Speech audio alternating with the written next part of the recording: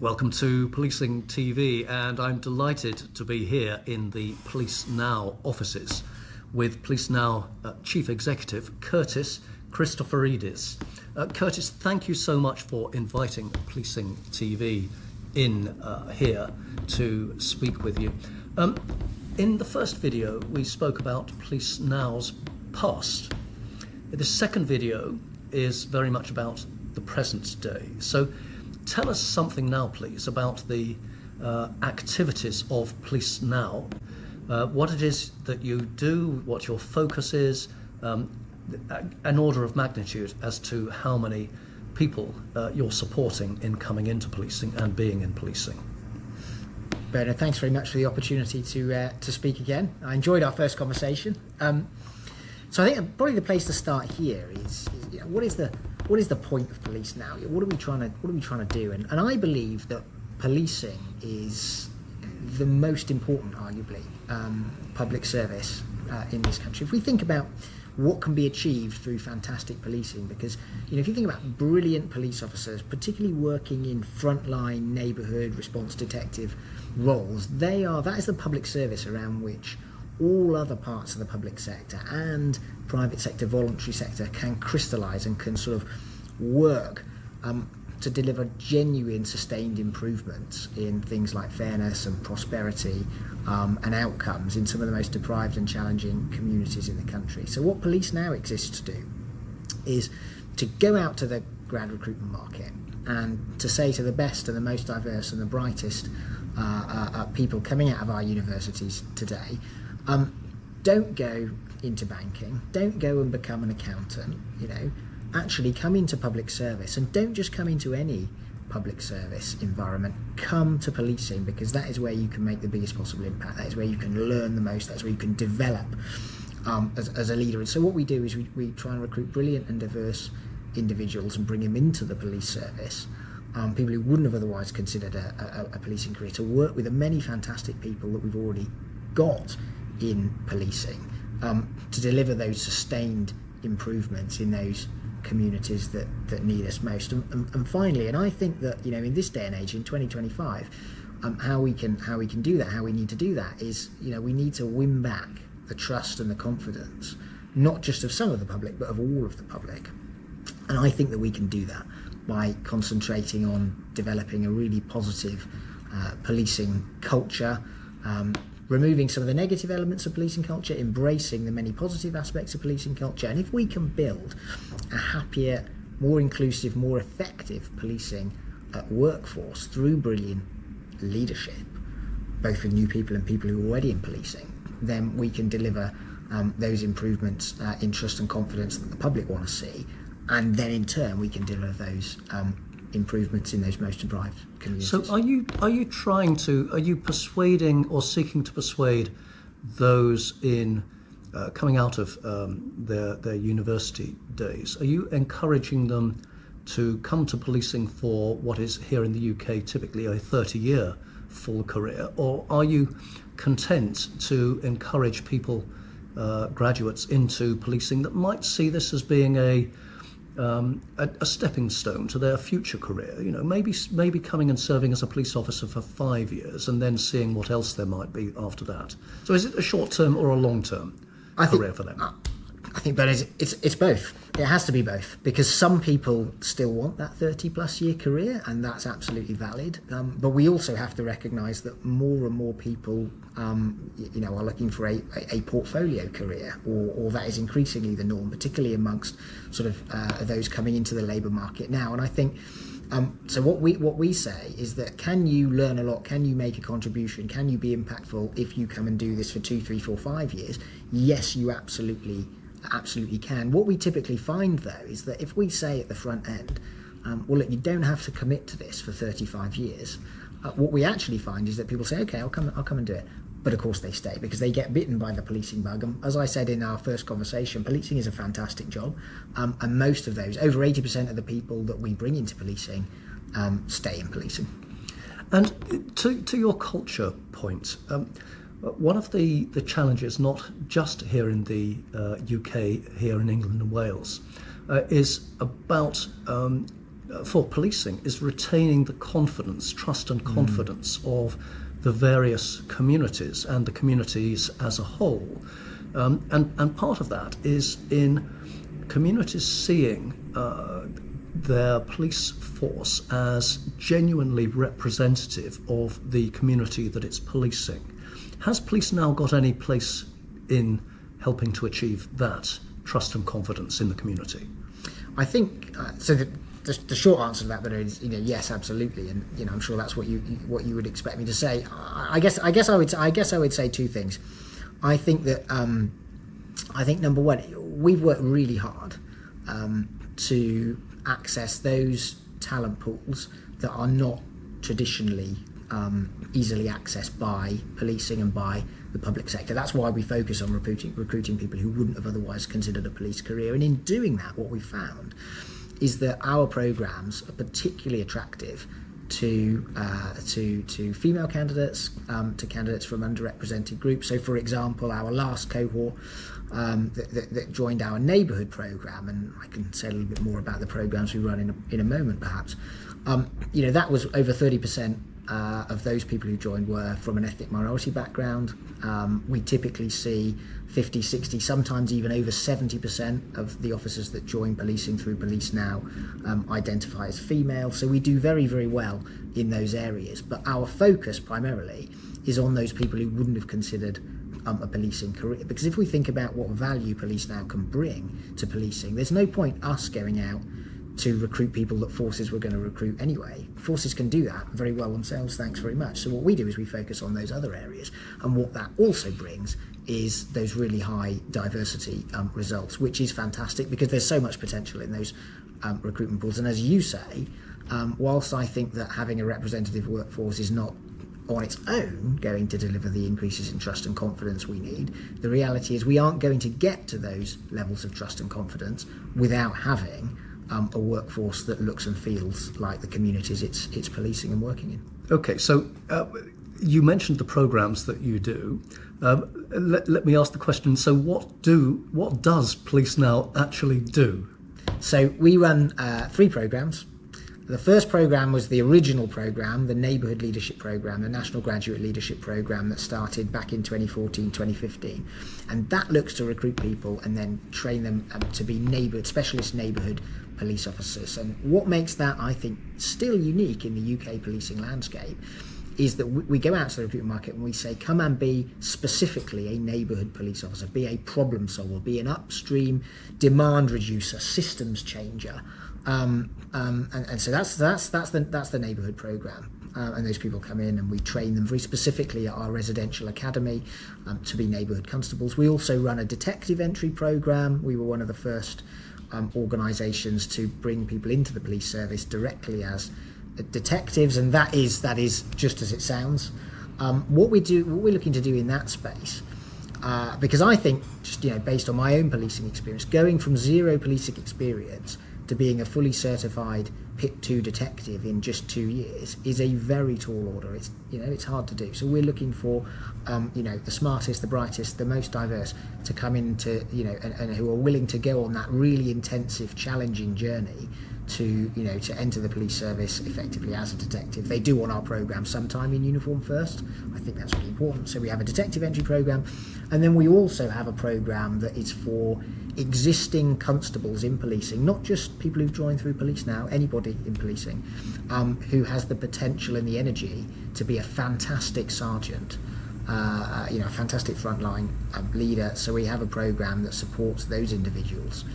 Particularly maybe those individuals who feel that they've been overlooked in terms of the traditional support approaches that are available in forces, to help them not only get promoted but all be really excellent first line leaders. Because of course one of the things I'm quite sure that many people you've spoken to in your previous episodes of Policing TV, one of the commonalities probably is they would say that first rank, that sergeant rank, has got to be the most important rank in policing. 70+% of people are managed and led by a sergeant, and so if we can help in a small way to get the very best, most committed people into those sergeant posts, then hopefully we'll help improve. Indeed so. And how do you go about recruiting the individuals into those 3 programs? How does the pipeline for that work? Well, so we're very active in the grad recruitment space, for example, and what we found is that the labour market. People talk about the labour market in the UK, don't they? Actually, there are lots of little labour markets, and you need it, or not little, but there are lots of different labour markets in the UK and in many other countries, and you need to have a very clear offer to each of those. So what we focus on is graduate recruitment, both people who are just coming out of university and people who maybe got a degree some years ago but are looking to switch careers and do something more interesting and more impactful, maybe something that doesn't involve as much time behind a screen, for example. And so we do a lot of work on university campuses, for example. We do a lot of online work. We do a lot of sort of very focused frontline grassroots outreach into different communities. Because again, remember, we're looking for those people who, if you ask them in the street, you say, well, how about becoming a police officer? We're looking for those people who say, no, I've never thought about that. Because of course, those people like me, who had it on their radar from when they were 3 years old, playing with a police car. Police force is already recruiting those people, and there are a lot of great people that are coming into policing through those routes. That's not for police now to do. Those people are welcome to join us if they want, but there are other ways for those people. What we're looking to do is, go out onto campus, go out into, into communities, go out into the online space, and get those people who think they want to be consultants, but actually will make fantastic police officers. And how about the 3rd programme you mentioned, which is for those constables, which I think, in your words, feel they might have been a little overlooked, maybe not all of them, but who are looking to make the step up to sergeant and looking for support on that. How do those individuals find you? How do you make yourself known to that cadre of people? I think it's a great question. The first thing to say is that with everything we do, we work closely and in lockstep with police forces. So, in any given year, we will work with a number of police forces. So taking that frontline leadership programme as an example, we will sit down and get together with, the CPD, the HR, the L&D teams in forces. Learning and development teams. Exactly, learning and development, yeah. And develop an approach for that specific force to say, okay, this is a really large force. How are we going to find those people who would make fantastic sergeants, but maybe don't realise, or maybe when I say overlooked, we've all, thinking back on my own policing career, we can all think of people who either have become sergeants and been fantastic, or who haven't become sergeants, but we think they would be fantastic, that maybe when they first, sort of came up with the idea and said, well, maybe I'll do my skipper's exam.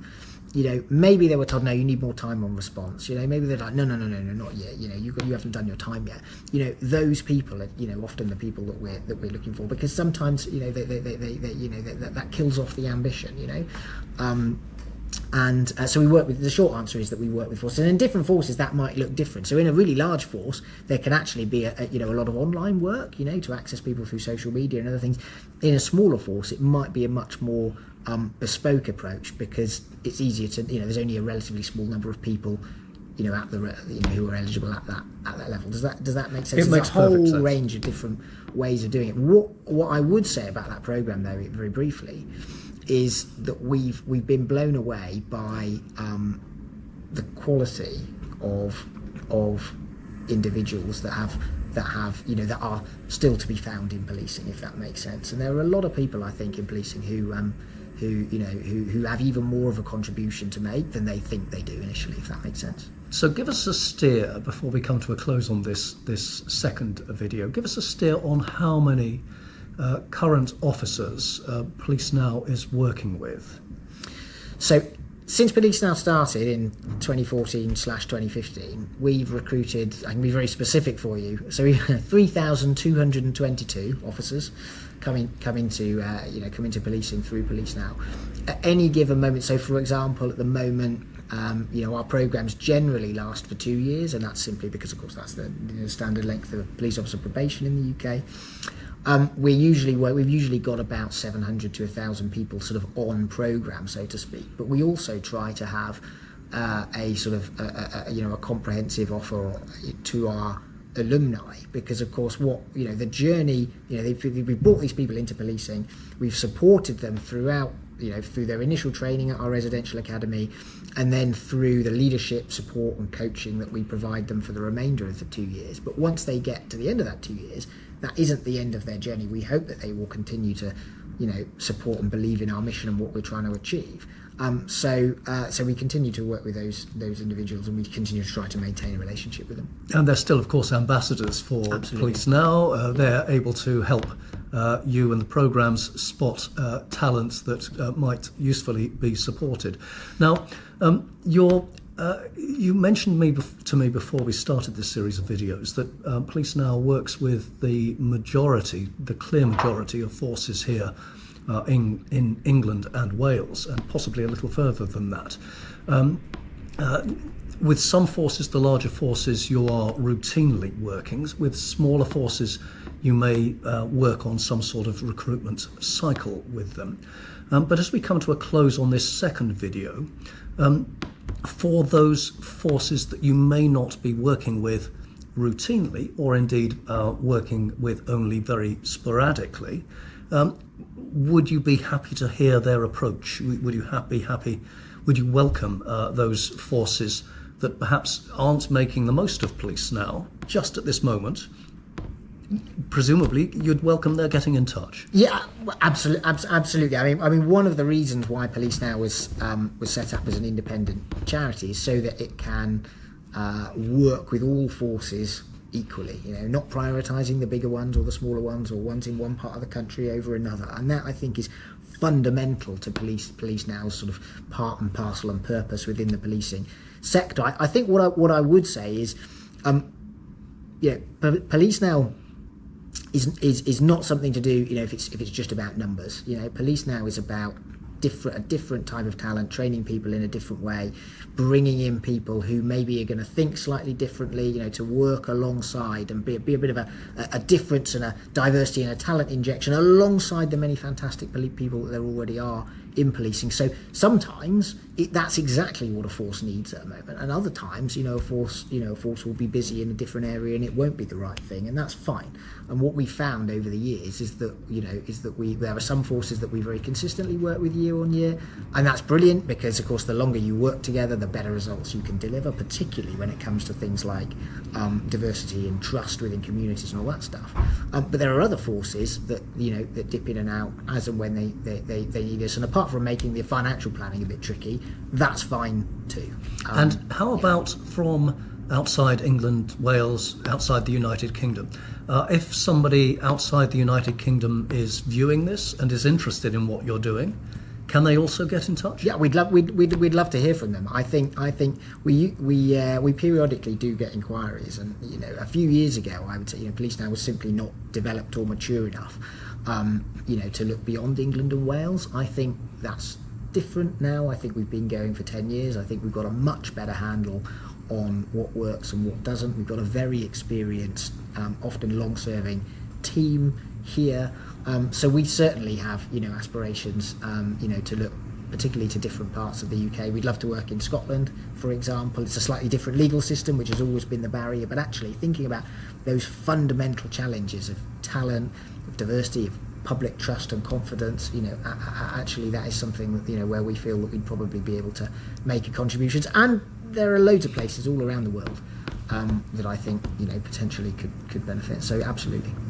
So do Police Now recruits have an easier ride in getting into policing than others might do? No, is the short answer to that. So I think there's a couple of things here. Number one is they have to go through all of the same checks and meet all of the same standards as any other officer joining the police service in the UK, whether that's vetting, whether that's medical, fitness, whether that's their independent patrol status or their full operational competence at the end of their 2-year probationary period. They've got to do all of that stuff, and they've got to do it to a high standard. Of course, what they also have to do is what Police Now asks of them on top of that. So, for example, we have an award-winning assessment centre. that all of our candidates come to. And so they're assessed at CVF, or in the competency values framework that the College of Policing maintains. They're assessed at level 2, which is usually for sergeants and supervisors. We say, no, actually for everybody joining the police service through Police Now, we're going to hold them to that higher standard. They also have to demonstrate throughout the course of the 2-year programme that they are having a positive impact on the public. So we ask them every so often, we say, well, what have you actually achieved? It's all very well for us to talk, for example, at the Police Now Academy about, the problem solving models and, these theories about how do you cut crime and how do you increase public confidence in the most deprived communities. But they have to come back every so often, and we say to them, demonstrate to us, show us that you have made a difference in this space. And and the detectives, for example, we expect them to sit and pass their national investigators exam during the first 10 weeks of their service. So I think not only do they have to meet all the standards that everyone else has to meet, but we also ask a number of other things on top as well. And I make no apology for that, because what we're saying is coming into policing, it's a fantastic job. There's tremendous opportunity to have positive impact and to develop yourself, and you're going to have to work really hard to achieve that. And I think that sounds to me like a reasonable bargain. So, Kurtis, thank you so much for filming the second video on the present day here in Police Now. The third video, we're going to look forward. We're going to look into a little bit crystal ball, what's going to happen for the next handful of years. And very much, as I was with this video, looking forward to discussing that with you. So, Kurtis Christoforides, Chief Executive of Police Now, thank you so much. Thank you.